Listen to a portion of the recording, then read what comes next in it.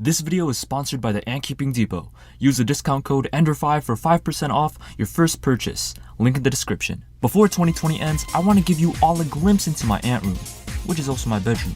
Here I keep all of my ant colonies you see on this channel, and now it's time to introduce you to all of them. So find a comfortable spot and grab your ants, because I will be your host for my 2020 ant room tour.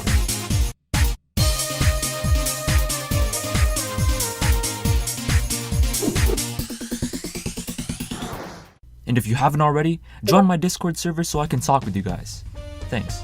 2020 has been a great year for me personally. Aside from the obvious, catching tons of queen ants, I've also made a lot of new setups in my ant room, and finally fed my colonies more food that they so deserved. Now, more than ever, I'm excited to show you guys all of them.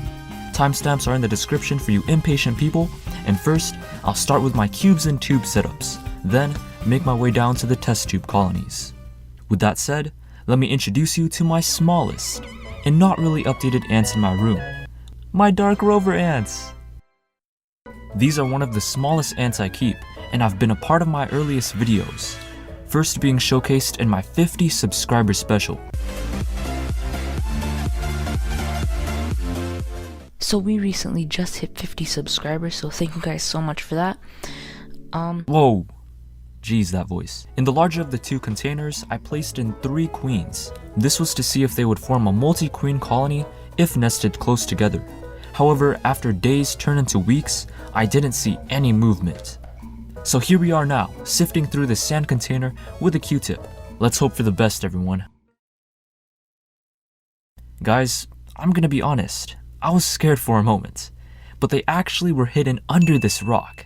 At least, that's what I would have said if they survived. I couldn't find these small queens, and since it's been a month since they've been put in here, they were most likely in pieces by now. But we can't lose hope yet. We have a sliver of chance with this mini setup, home to a single queen ant. I already knew her first workers had hatched, because of this tiny tunnel leading to the top, but I never saw them drink this honey. It was time for definitive action, so I slowly lifted up the pebble the colony was under, and what I saw next completely and utterly shocked my well-being. They too were goners.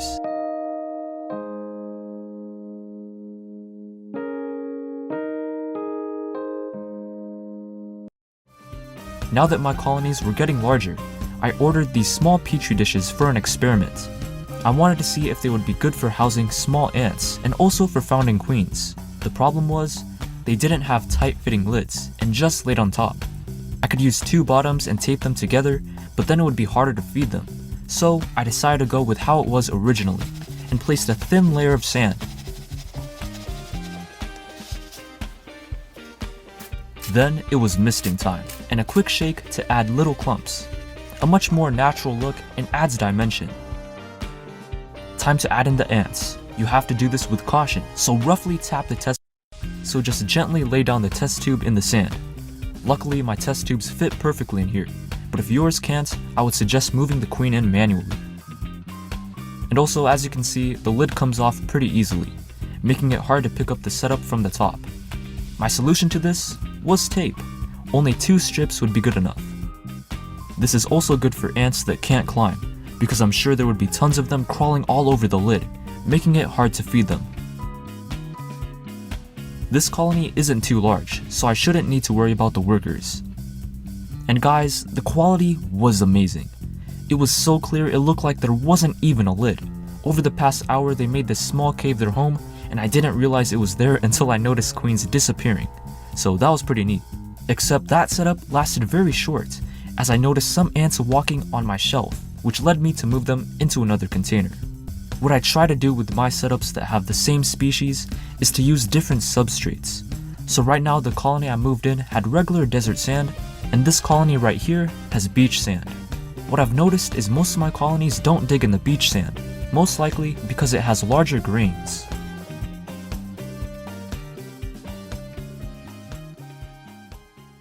Onto some boring news, my test tube ants have been doing really well. I tested out different multi-queen colonies, meaning some have 3 queens, and others have a slight 15. And as you can tell, there's a lot of yummy rice in their setups.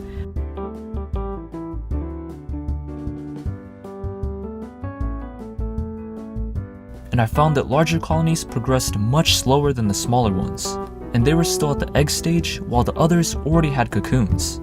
As those small colonies developed, the larger ones didn't at all.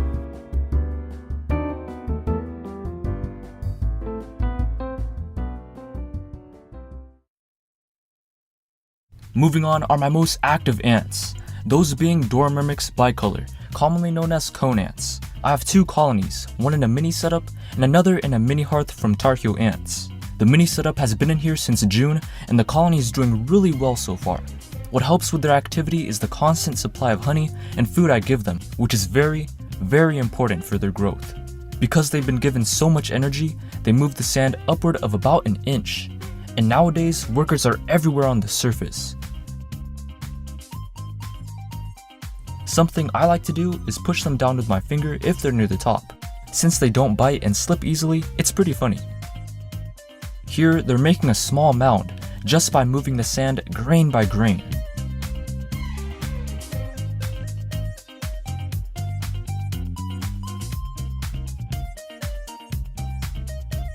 And other times, tunnels were just being made.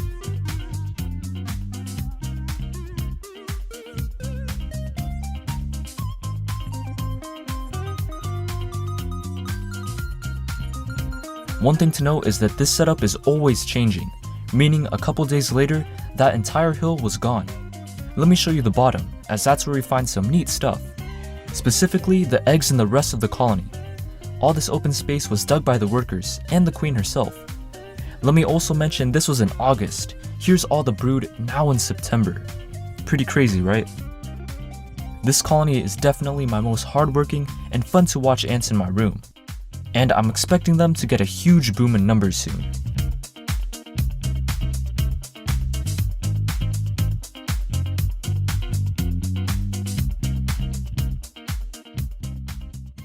But if we look at my other colony, they're the complete opposite. Sure, there's workers in the outworld, but they haven't grown a lot. I've had this queen since the summer of 2018, and they've been stuck at 20 workers since then. Okay, so if any of you guys wanted to know, I don't know why I'm saying this, but I'm just blabbering some nonsense. In actuality, I wanted to show you guys the hard work I was going through. But I've made all of these queen ant videos in one day. Did you hear that? He filmed all of his videos in one day. I have to say, I gotta applaud you for that. I think I'm going to move them out of here and into a natural setup to see if they do better, because at this rate, my younger colony will surpass them. To try and fix this growth problem, I fed them different kinds of moths, spider legs, and even bacon at one point, but they never showed any interest. Little did I know, they were actually using this energy for drones. And wow, I wasn't expecting that to happen. I would say about a total of 5 were born, but what they really needed was workers. So I got to work. Behold! Mini Hearth Formicarium inside empty container 2.0. Luckily, it was just the right size to fit in here. This would be similar to my mini setup, which meant that there would be a lot of sand for them to dig into. I found that this species does best, nesting just in sand like they do in the wild.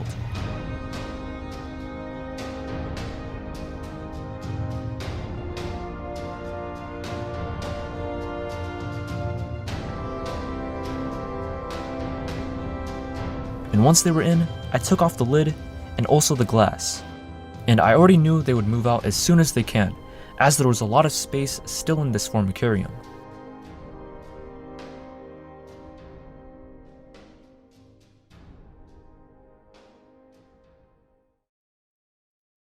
The workers began digging underneath, and I hope to see them use the back of this setup too.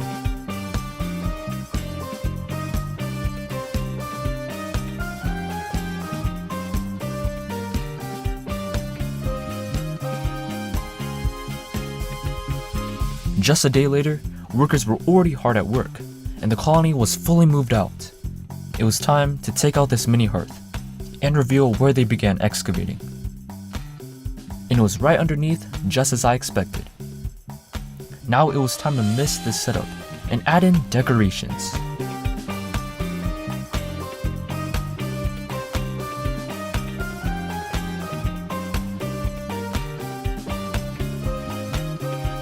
I placed in this large rock against the wall of the sand, a rock in the sand, and this stick leaning in between. I didn't really have a set idea for this setup, so to experiment a little, I'm going to add in these grass seeds. They were supposed to be for my Veromesser, but she passed away. But those were my cone ants, really active ants, and probably my favorite out of all of my colonies. If you've reached this point and are enjoying the video, don't forget to gently tap the like button. It really helps out the channel. But alright, let me guide you away from my table and to my desk. This is where I have my larger colonies, snug, close together. Here I have my Carpenter and Acrobat ant colonies. But first, we'll be taking a look at my Acrobat ants, who've been in these setups the longest out of all of my colonies in my care. I keep 2 of them on my desk, and 1 more on my shelf. It felt like it was just yesterday when I made them.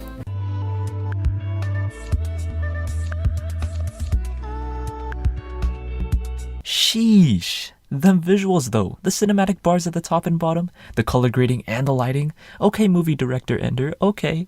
Oh, and I forgot to mention that I made a mini setup for a queen ant. If you can tell already, I'm testing out how they do in these natural setups, and if they will form a founding chamber, but we'll get to that in a little while. Let's take a look at the colony in the arid rubble setup, home to my largest colony in my room. Workers are scattered everywhere. Some are just walking around and on the twigs, and others are inside hollowed out foods.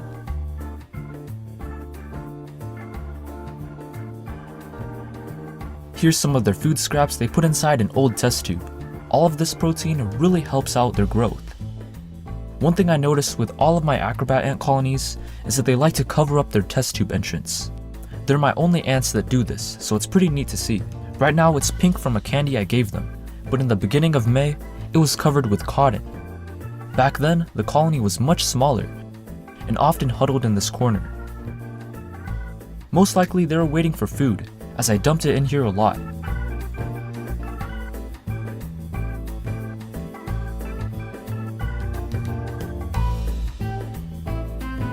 And this is how they reacted to a small bug I caught with my blacklight.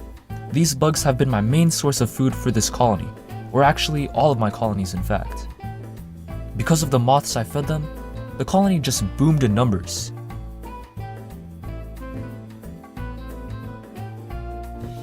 And now I constantly see them at the top.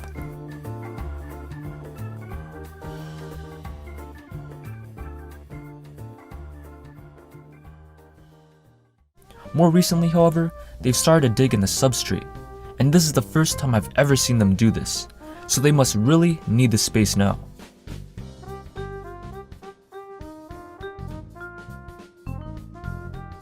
Moving on, we have the cliffside cubes and tube setup. Like I said earlier, I fed my colonies all the bugs I caught from my blacklight.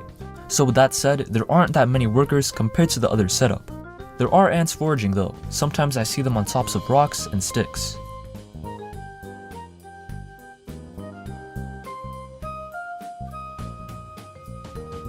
However, most of the time, they're at the water feeder, and they're always circling this thing. I mean, just look at this worker go.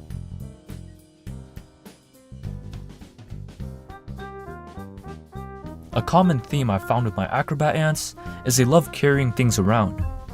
Whenever I look at their setups, there's always at least one carrying a dead worker. But at least they did grow somewhat over the past few months. Here's what the colony looked like back in May. Maybe about 20 workers were still alive, so I started to feed them at least once or twice a week. This was in the form of a variety of foods, as I experimented with many this summer. I gave them Cheetos, peanut butter, scrambled eggs, and also regular food like the spider leg. And now I estimate about 70 workers in here, with many more still hatching.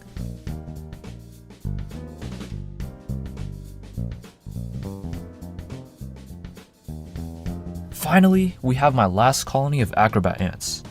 This colony was failing, so I had to move them into this setup.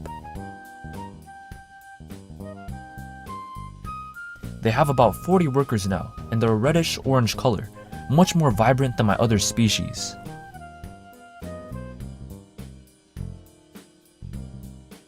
They too also covered up their entrance with a tiny hole to enter and exit out of.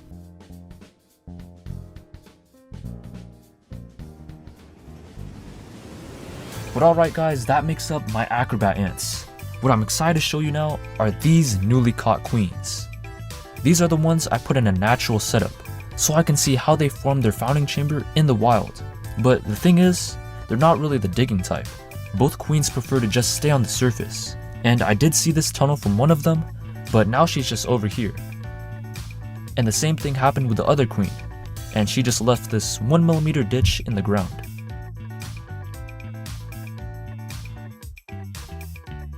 And how could I forget the test tube setups? So many Acrobat ant queens were attracted to my blacklight this year.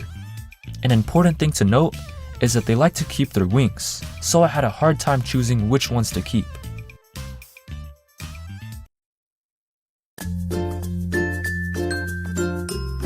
And now, we're finally at the giants of my room. I currently have 3 colonies in these cubes and tube setups, 2 being Camponotus fragilis, and another being Camponotus sansebianus, which I made a recent video on. With that being said, I won't be going over them as not much has happened since then. But okay, starting with my fragilis, this species is bright yellow and the fastest ants I've ever seen. This colony specifically has around 45 workers, and I've recently started a group up out of the test tube. Back when I first put them in here, they had 8 workers and were scared to take a single step out of their tube. The second colony had a mere 3, and I had a lot of trouble moving them. Sometimes this colony wouldn't touch their food, so feeding them was tricky at times. This led me to give them a wide variety of foods. They were practically my taste testers for my colonies. And because of this, their numbers slowly grew. Now, they were more confident at attacking invaders, like this huge spider. I really hope this colony becomes my biggest, as I have exciting stuff for them planned.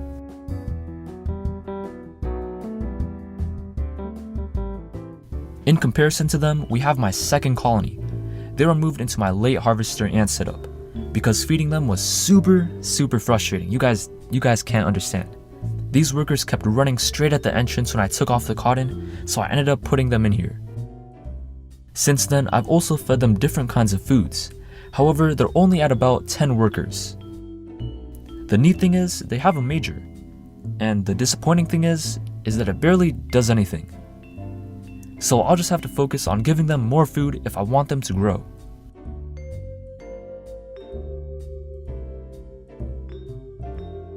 I have a couple queens in test tubes too, but I don't think they're mated. And geez, that was my Carpenter ant colonies.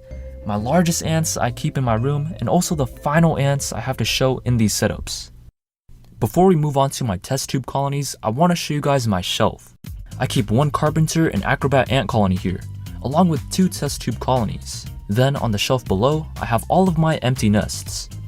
2 fortresses from Tar Heel ants that I've had empty for 2 years, so a long time, an ant shack nest, talus from Tar Heel ants, and these plaster formicariums I made a long time ago. This was a failed one as the inside was dirty and it wasn't as good as I'd hoped.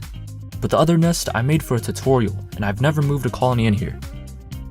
Then of course, I still have my firebrick nest I made for a tutorial too, that's just been uninhabited. But okay, now we're at my desk where I record almost all of my videos and keep some other mini setups. Now let's get to my test tube colonies. Earlier on in this year, I had this Aphaenogaster megomatta elate. I caught her in September of 2019, and supposedly they're not very common. Sadly, she wasn't mated, so she had died. Next we have ourselves the iconic fire ants. I managed to catch a few queens this year, but only 1 has survived. And I don't think I mentioned this before, but my first colony had died due to dehydration. I was trying to manage their population, but it ended up killing them in the process. Now with another colony and my past experience, I'm confident I'll be able to keep this colony under control. What I plan to do is move them into a container filled with sand, so they can move all the substrate they want. Then we also have some new colonies and queens, those of which being thief ants. I caught a couple of them while blacklighting. They're super tiny and around the same size as my dark rovers. I was thinking they were a different variant of Solenopsis molesta, but even though they look similar, the coloration was too off. If any of you guys have an idea as to what they are, please let me know in the comments. But so far, the colony I moved into a natural setup has been doing really good. They've made lots of tunnels and even some mini anthills on the sides.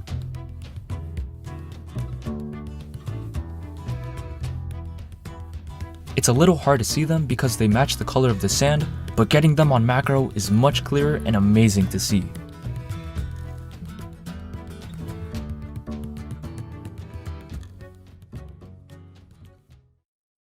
And that concludes my entire ant room tour. Which one did you like best? Comment your favorite down below. Also, special thanks to my one Patreon, TechMystery. Thank you so much for supporting the channel, man. I really do appreciate you. My name is Enderants, another fellow ant YouTuber, and phew, finally I got through all of them. And who do you think will be moving into a naturalistic ant tank in the future? We'll just have to wait and see. See you later, friends.